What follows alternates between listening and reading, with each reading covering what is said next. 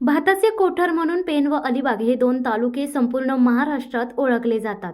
परंतु पेन आणि अलिबाग तालुक्यातील भात लागवडी क्षेत्रापैकी 30 ते 40% क्षेत्रावर भातशेतीची लागवड केली जाते. उर्वरित लागवडीच्या क्षेत्रावर खारफुटी अतिशय मोठ्या प्रमाणात वाढलेले आहे. या वाढलेल्या मँग्रोव्हमुळे शेतकऱ्याला शेती करणे जिगरीचे झाले. त्यामुळे शेतातील खारफुटीचे झाडे तोडण्यासाठी सरकारने तात्काळ परवानगी द्यावी असे लेखी निवेदन विनोद म्हात्रे यांनी पेन प्रांताधिकारी यांच्याकडे दिले. सदर खारफुटीची झाडे तोडण्यास परवानगी न दिल्यास दोन्ही तालुक्यातील शेतकरी उग्र आंदोलन करतील असा इशाराही यावेळी देण्यात आलाय. स्वतःच्या शेतात येणारी खारफुटीची झाडे तोडण्यासाठी शेतकऱ्यांनी हालचाल केल्यास शासकीय अधिकारी उलट शेतकऱ्यांवरच कायदेशीर कारवाई करण्याचा बडगा उचलत असतात. त्यामुळे शेतकरी हवालदिल झालाय. शेतकऱ्यांनी काही कारणास्तव 1 ते 2 वर्ष शेती केली नाही तर त्या पिकत्या जमिनीमध्ये खारफुटीची झाडे मोठ्या प्रमाणात वाढतात व पिकती शेती नापीक होते. या झाडांना तोडण्यासाठी शासनाकडून कोणतीही परवानगी मिळत नाही आणि जर शेतकऱ्यांनी झाडे तोडण्याचा तसा प्रयत्न केला तर त्याच्यावर अजामीनपात्र गुन्हा दाखल केला जातो.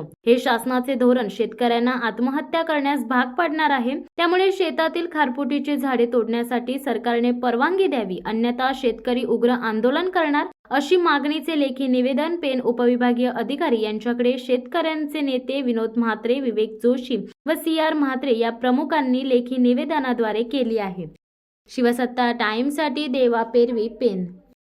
दे धडक बेधडक वृत्त देणाऱ्या आपल्या शिवसत्ता टाइम्स न्यूज चॅनलला लाल बटन दाबून सबस्क्राईब करा आणि बेल आयकॉनला क्लिक करायला विसरू नका.